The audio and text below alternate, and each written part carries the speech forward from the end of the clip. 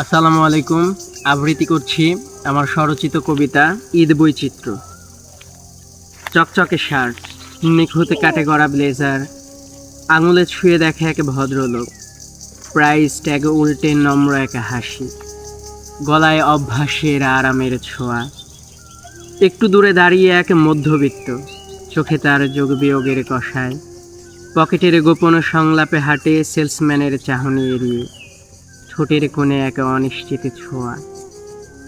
আরও পেছনে এক তরুণ, সে দেখছে কিন্তু কেনার জন্য না, সে ভাবছে পরের বছর হয়তো। শার্টের রং, প্যান্টের ভাঁজ সব মেপে নিচ্ছে তার কল্পনায়। শেষে এক ছায়া মানব দাঁড়িয়ে, তার চোখ শূন্য, তার স্পর্শ বায়বীয়। সে জানে এই কাপড়ের মসৃণতা তার জন্য না, কখনো হবেও না।